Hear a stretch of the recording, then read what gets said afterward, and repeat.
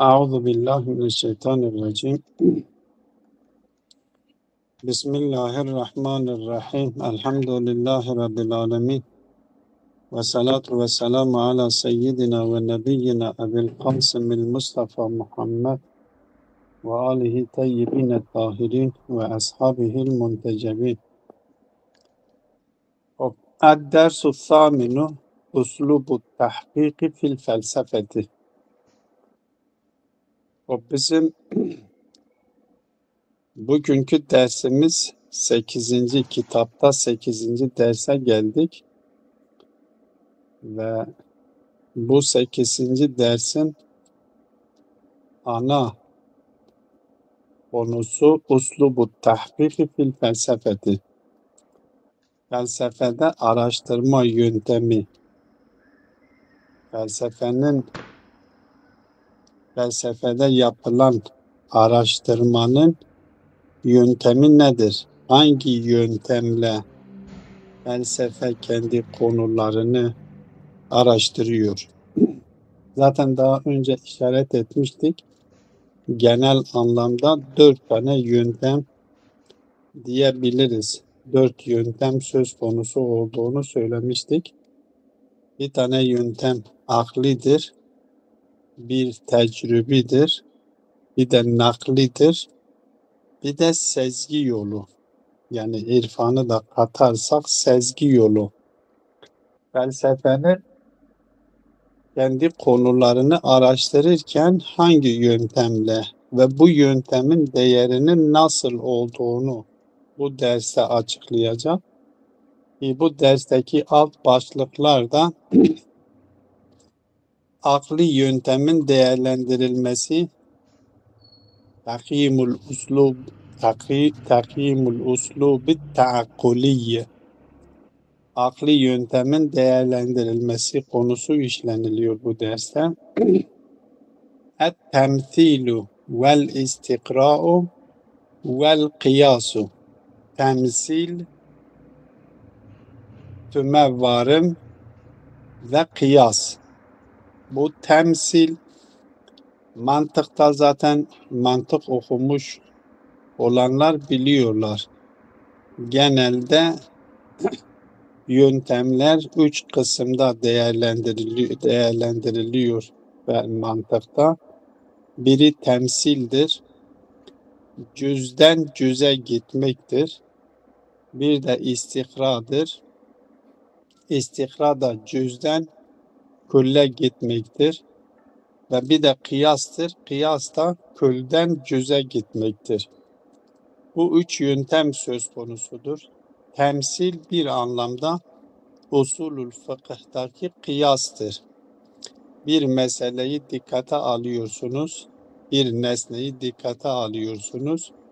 O nesnede var olan özelliği tespit ediyorsunuz ve o özellikten dolayı kendisine bir hüküm vermiş oluyorsunuz. Aynı özelliği başka bir meselede de başka bir nesnede gördüğünüzde o hükmü orada da cari ediyorsunuz. Yani cüz üzerinden cüz'e gidiyorsunuz. Külli diye bir şey söz konusu değildir. Bu dediğim gibi mantıkta temsil ile ifade ediliyor. Usulül fıkıhta ise kıyas ile ifade ediliyor. Biliyorsunuz ki kıyas denildiği zaman usulül fıkıhta bir meseleyle karşılaşmışsınız. O meselenin hükmünü bilmiyorsunuz. Ama şeriatte, Kur'an-ı Kerim'de ya sünnette başka bir mesele söz konusudur. O meselenin hükmü belirtilmiş. O hükmü belirtilmiş olan meseledeki özelliği keşfediyorsunuz ve o karşılaşmış olduğunuz meseledeki özellikleri de keşfediyorsunuz. İkisinin özellikleri aynı ise hükmü belirtilmiş olan rivayetler, ayetlerde veya rivayetlerde hükmü belirtilmiş olan meselenin hükmünü hükmü belirtilmemiş olan meseleye de ortak özelliklere sahip olduğu kanaatine vardığınızdan dolayı o hükmü orada da cari ediyorsunuz. Tabi bu kıyasta mensusul ille vardır. Mensusul ille olmayanlar vardır. Mensusul ille kıyasını herkes kabul ediyor. Bütün fakihçiler kabul ediyor. Ama mensusul ille olmayan meselelerde ihtilaf söz konusudur. Özellikle Şia mensusul ille olmayan yerlerde kıyas etmenin caiz olmadığını ciddi şiddetle savunuyor.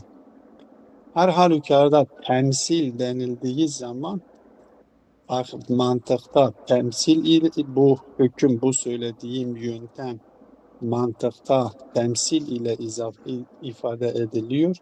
Usulül fıkıhta ise kıyasla ifade ediliyor.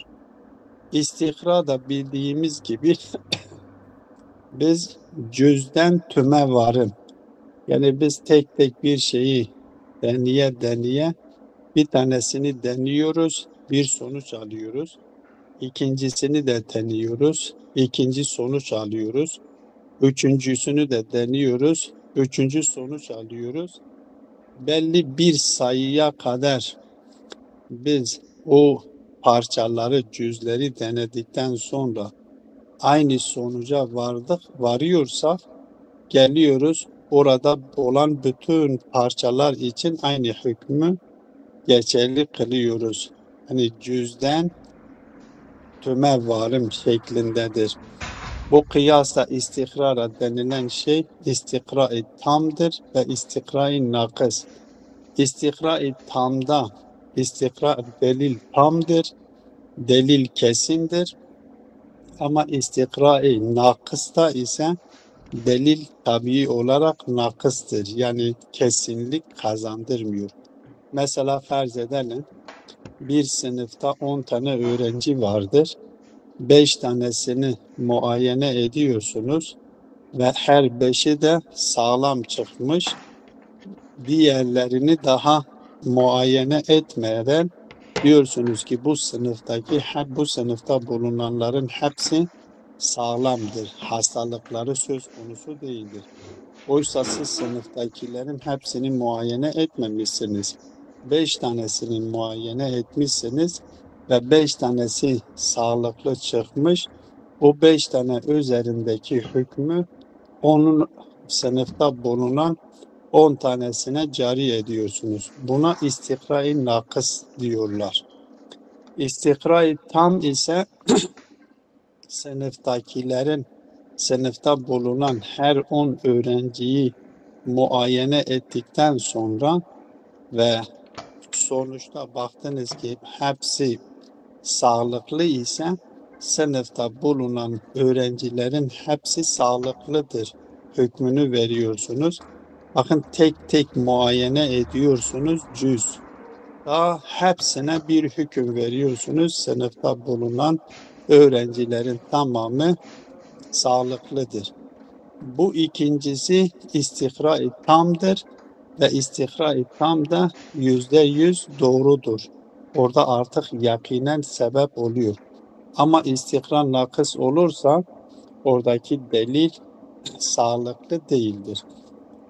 Kıyasta külden cüz'e gidiyorsunuz. Mesela farz edelim kelamcıların üzerinde yaptığı Allah'ı ispatlamaya giderlerken biliyorsunuz kelamcıların yöntemi hadis üzerindendir. Allah ile varlıklar arasındaki ilişkiyi hadis kuralı üzerinden değerlendiriyorlar. Kendileri diyorlar mesela el alemu mutegayyirun ve kullu mutegayyirin muhdesun. Bakın ve kullu mutegayyirin muhdesun. Şimdi biz alemle yüz yüzeyiz. Gözlerimizle bu alemi görüyoruz. Gördüğümüz bu alem mutegayyirdir. Mütegayyir olan her yerde yani hadislik söz konusudur.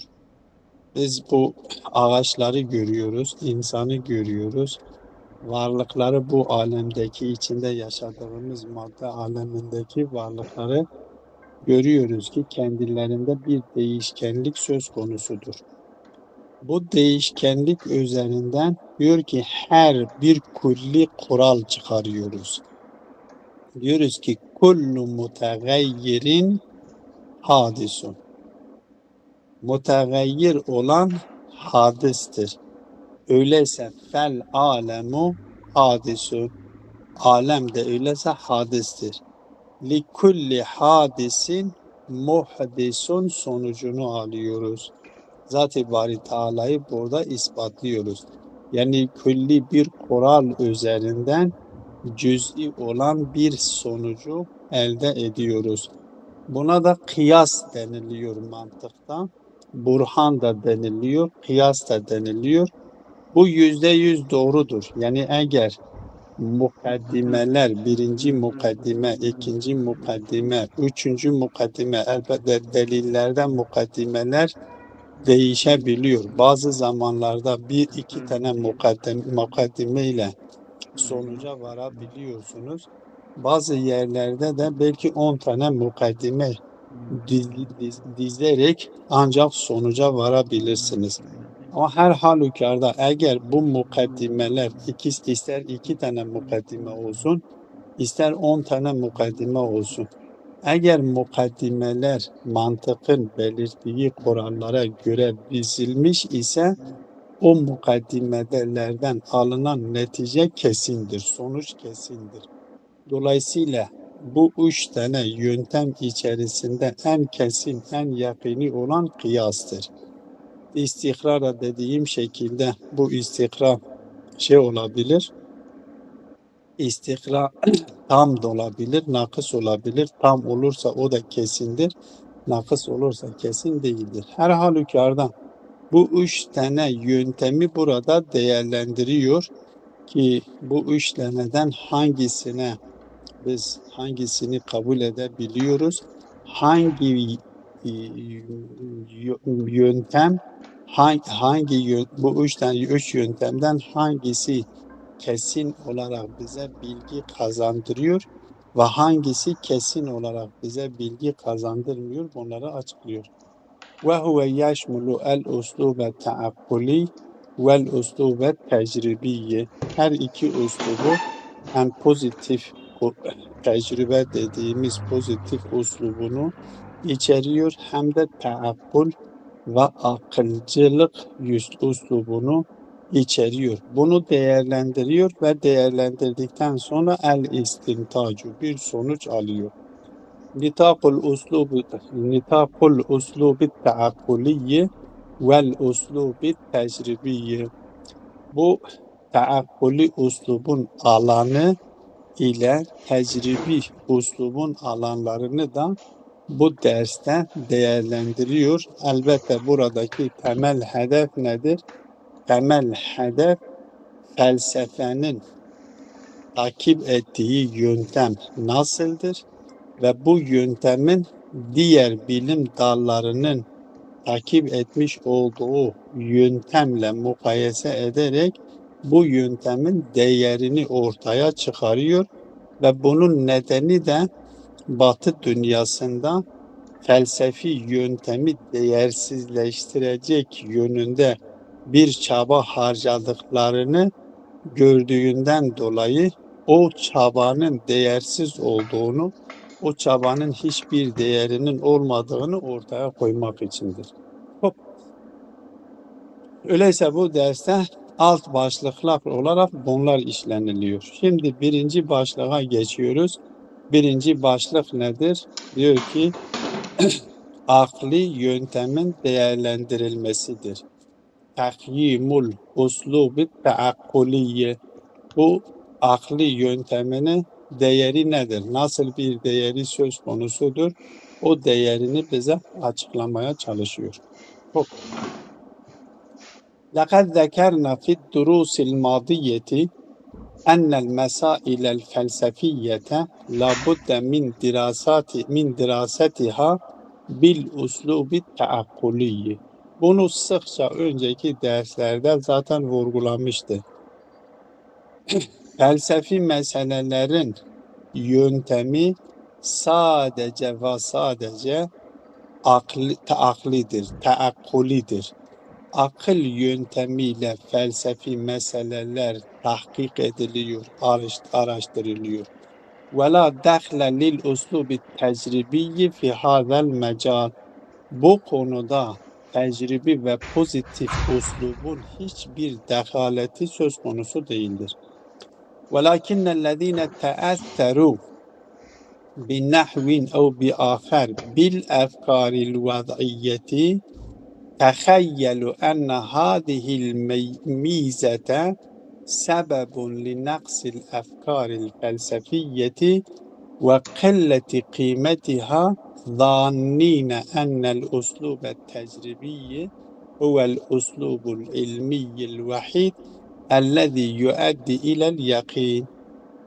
O bazıları Batı dünyasından ve özellikle pozitif düşüncelerden etkilenerek şunu hayal etmişlerdir ki enne hadihil mizete, yani felsefedeki bu özellik sebebun li nefsil efkaril felsefiyeti, felsefi düşünceler için, felsefi fikirler için bir eksiklik, bir noksanlıktır.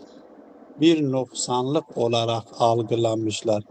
Yani felsefi meselelerin yöntemi sadece ve sadece akli yönteme dayalı olduğundan dolayı ve tecrübi yöntemle hiçbir ilişkisi olmadığından dolayı bu özellik felsefe için bir eksikliktir, bir noksanlıktır ve onun değerinin az olmasına sebep olduğunu sanmışlardır. ظَانِّينَ اَنَّ الْاُسْلُوبَ التَّجْرِبِيِّ هُوَ الْاُسْلُوبُ الْعِلْمِيِّ الْوَحِيدِ. İlmi olan, tek ilmi olan uslub pozitif ve tecrübe yöntemidir. اَلَّذِي يُؤَدِّ اِلَى الْيَقِينِ. Yani sadece tecrübi yöntem insanları bilgi olarak yakine ulaştırır. Felsefi olan yöntem insanları bilgide yakine ulaştıramıyor. Ve emmel uslubu taakkuliyye fe innehu la yusilu ila eyyeti neticetin kat'iyeti. Kesin bir sonuca varması söz konusu değildir diyorlar. Bakın, Batı dünyasında daha önceden de bahsetmiştik. Böyle bir durum söz konusudur. Bu pozitif bilimlerine yoğunlaştıktan sonra artık böyle bir tefekkür, böyle bir bakış açısı çok insanlarda, düşünürlerde meydana gelmiş. Felsefi konular, yani felsefi konular dediğimiz zaman ahirettir, Zat-ı Bari Teala'nın varlığıdır, sıfatlarıdır. Yani maneviyatla ilgili olan, aklın tespit edebileceği konuların hiçbirisinin bir değeri söz konusu değildir sonucunu almışlardır. Ve ala hadal esas zannel ba'du ennel felsefete hiye merhaletut tufuleti lil ulumi. Daha önceki derslerde de işaret edilmişti. Felsefe bilimlerin çocukluk çağı olarak nitelendirmişlerdir. Bir çocuğun nasıl ki mesela bir çocukluk dönemi vardır, gençlik dönemi ve yaşlılık, olgunlaşma dönemi ve yaşlılık dönemlere ayrılıyorsa bir çocuğun, bir insanın hayatı ve insan toplumların da hayatı merhalelendirmişlerdir ve felsefe çocukluk dönemidir. Bilim devreye girdikten sonra, pozitif bilimler devreye girdikten sonra artık o zaman insan olgunlaşmış, çocukluk döneminden çıkmış artık olgunlaşmış bir duruma gelmiştir. Bu şekilde görmüşlerdir bunu. Ve muhimmetuha terhu ferdiyati lihallil meşalikil ilmiyeti. Felsefenin görevi nedir? Bilimsel sorunların çözümüne yönelik bazı hipotezler, ferdiyat yani bu hipotezler, bazı ön kabulleri ortaya atmaktan başka felsefenin başka bir görevi söz konusu değildir. Felsefeye yüklemiş oldukları görev sadece meselelerin çözümü için, sorunların çözümü için bazı hipotezler, bazı farziyeleri ortaya atmaktan başka bir işi söz konusu değildir. Bu şekilde felsefeyi değersizleştirmişlerdir. Ve hatta el filozoful vücudiyil Almaniyi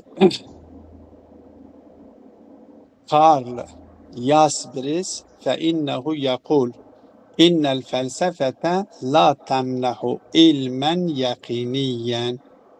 Alman filozofu ki Karl Jaspers'tir. Bu da varoluşçu felsefesini, vücudi varoluşçu felsefesini savunan birisidir. Diyor ki o şöyle diyor.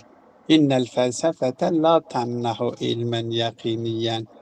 Felsefe yakini bir bilgiyi insana kazandıramıyor. Felsefenin insana kazandırdığı bilgiler yakini değildir. Ve bi mucerredi en tekune hunake ma'rifetun bi edilletin kat'iyetin ve musellemetin ledel cemi'i ve inne tilke la tuaddu ma'rifeten felsefiyeten ve innema hiye tetebeddelu fil hal ila ma'rifetin ilmiyetin. Hatta eğer felsefi olarak bir mesele kesin delillerle ispatlanılıyor ve herkes tarafından kabul görülecek duruma, merhalesine geldiğinde artık o felsefe olmaktan çıkmıştır diyor. O artık felsefi bir mesele olarak kabul edilmiyor. O yakine vardığı esnada tetebeddelu fil hal ile marifetin ilmiyetin, yani o esnada pozitif bilime dönüşüyor. O kadar, yani felsefi yöntemle ispat ediliyor. Felsefi yöntemle o ortaya konuluyor, delillendiriliyor ve karşıdaki insana yakin kazandıracak nitelikte onu güçlendiriyor. Diyor ki onu güçlendirdiği an felsefi olmaktan çıkmıştır, pozitife dönüşmüştür, tecrübi bir meseleye dönüşmüş oluyor. Yine felsefi olarak onu kabul etmiyor. Bunun nedeni işte felsefi yöntemi değersizleştirmek. Tabii felsefi yöntemi değersizleştirmenin ötesinde felsefe ile ispatlanılan Zat-ı Bari Teala'nın varlığını değersizleştirmektir aslında. Yani bunun asıl temelinde bu düşünce yatıyor ki daha önceki derslerde işaret etmiştik. Demiştim ki 15. 16. asırlarda Batı dünyasında dini toplumsal hayattan yok etmek için karar aldılar ve bunun için çabaladılar ve nihayet Nietzsche geliyor, diyor ki Allah öldü. O sonuca getiriyorlar. وبعض الذين أدهشهم التقدم العلمي والصناعي في الغرب يستدل بهذا الشكل. Bazıları mesela bu Batı dünyasında gerçekleşmiş olan bu endüstriyel ilerleme, yani sanattaki, teknolojideki bu ilerleme bazılarını hayrette bırakmış. Batı dünyasındaki bu sanatta, teknolojideki ilerleme nedir? İnsanları hayrette bırakan bazı insanları yestedillu bihâza şekl, bu şekilde istidlal ediyor. O bazıları bu şekilde istidlal ediyorlar. Ve huve ennel ulema el garbi ma nalu et tekaddumel ilmiye el haile vel mutavasile illa indema tehallu anil uslubil kıyasi vel akliyi ve temesseku bil uslubil istikraiyi ve tecribiyi. Batı dünyası diyor ki bu teknolojide sanatta ilerlemelerinin tek nedeni o felsefi uslubu bıraktıklarından dolayıdır.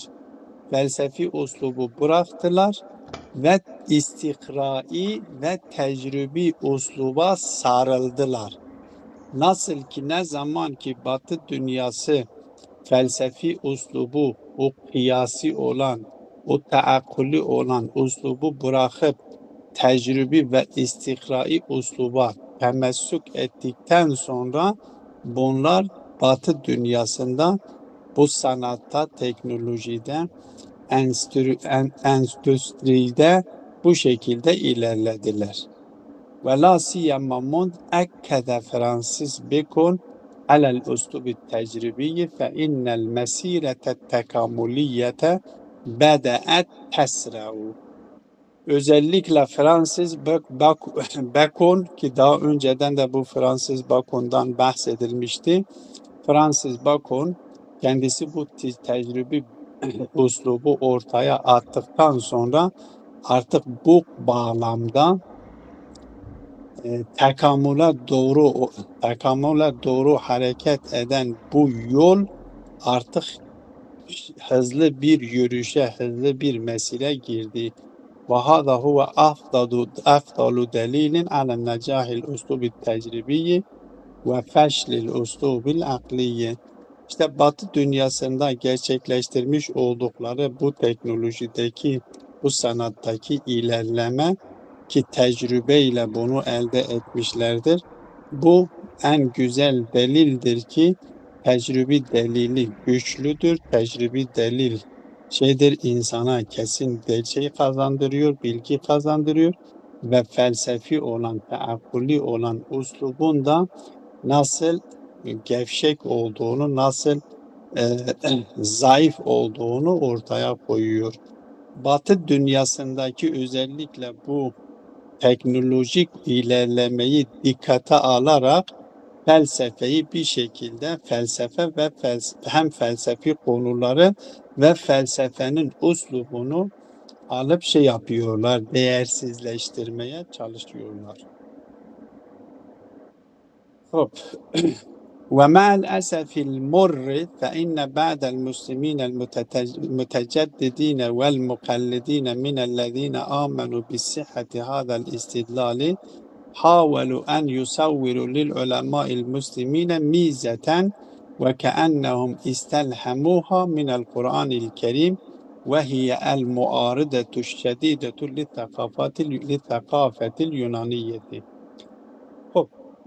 Üzülerek diyor belirtmemiz gerekiyor ki bazı yenilikçi Müslümanlar ve taklitçi olan, batıya taklit eden Müslümanlar bir taraftan yenilikçidir.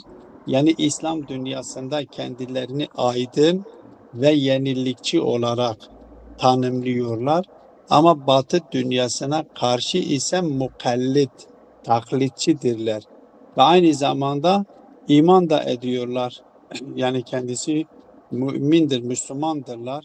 Bunlar bu istidlalın doğru olduğuna inanmışlar ve bu istidlalın doğru olduğunu kabul ederek havelu en yusavviru lil ulema'il muslimine mizeten. Bunlar çırpınmışlar, çabalamışlar ki Müslüman alimler için bunun bir özelliğini ortaya koymaya çalışmışlardır.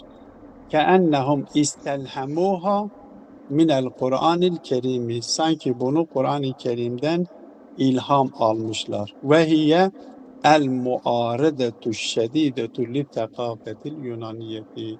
Bu da nedir? O mize dediği o özellikle nedir? El muaredetu şedidetu li tekafetil Yunaniyeti. Yunan kültürüne karşı gelmektir. Keennehu Batı dünyası o Yunan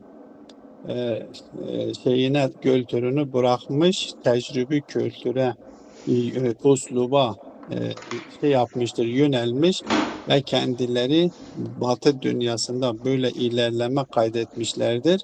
Biz de eğer Yunan'dan bize miras olarak kalmış olan taakkuli yöntemi, kültürü bırakırsak biz de onlar gibi ilerleyebiliyoruz ve bunu sanki Kur'an-ı Kerim'den ilham alarak açıklamaya çalışıyorlar. Ve ihlalul uslubil istikra'i ve tecribi mahallel uslubil kıyasi ve taakkuliyi. Onlar çalışmışlardır ki bu istikrai ve tecrübi olan yöntemi getirip kıyas ve taakkuli olan yöntemin yerine koymaya çalışmışlardır. Burada bir sillik vardı. Ben üzerinde de çalıştım. Bir şekilde silinmiş olan kelimenin ne olduğunu çıkaramadım. Ve ba'de zalike bu şekilde de gidebiliriz. Ve ba'de zalike lemma tegalgaletis sekafetul İslamiyetu fi Avrupa fe innaha eddet ila yakzetil ulemâil garbiyine bifadli hadel uslubil muvaffak. Bunların istidlali budur. Keennehu Batı dünyası İslam ile tanıştıktan sonra, İslam Müslümanların İslami kültürle tanıştıktan sonra kendileri o Batı Yunan yöntemini, Yunan'ın eski Yunan kültürünü bırakıp ve Kur'an-ı Kerim'in ortaya koymuş olduğu bu usluba sarıldıklarından dolayı ve kendileri muvaffak olmuşlardır. Dikkat edin, buradaki istidlal yöntemi önemlidir. Müslümandır, iman etmiş ve Kur'an-ı Kerim'den tecrübi uslubu alıp akli uslup Kur'an'ı değildir. Akli uslup Yunan'dan gelen bir uslup olduğunu savunuyor ve Batı dünyası akli yöntemle hareket ettikleri sürece bir ilerleme kaydetmemişlerdi. İslam ile İslam'ın kültürüyle tanıştıktan sonraki İslam'ın kültüründe temel tecrübi yöntemdir. Onlar Kur'an-ı Kerim'den bu tecrübi yöntemi, İslami kültürden bu tecrübi yöntemi almışlar ve bu tecrübi yöntemi aldıktan sonra bu tecrübi yönteme uydular. Bu tecrübi yöntemle hareket ettiklerinden dolayı ilerlediler. Ama biz Müslümanlar ise Kur'an-ı Kerim'in ortaya koymuş olduğu tecrübi yöntemi bıraktık. Onların istidlali budur. Biz Kur'an-ı Kerim'in ortaya koymuş olduğu tecrübi yöntemi bıraktık. Batı dünyasında eski Yunan'daki taakkuli olan yönteme sarıldığımızdan dolayı biz geri kaldık.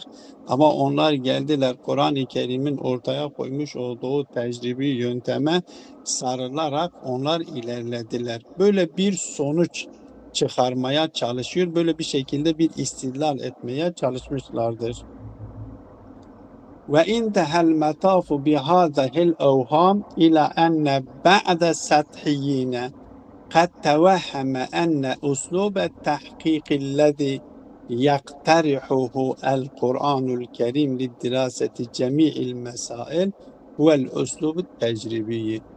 Artık bir son böyle şu noktaya, bu onların bakış açıları şu noktaya vardı. Bu vehimler onları şu noktaya getirdi ki artık yüzeysel düşünen insanlar şunu vehmettiler ki Kur'an-ı Kerim enne uslubet tahkik ellezî yaktarihuhu el Kur'anul Kerim, Kur'an-ı Kerim'in ortaya koymuş olduğu araştırma yöntemi, uslubu lidiraseti cemi'il mesail.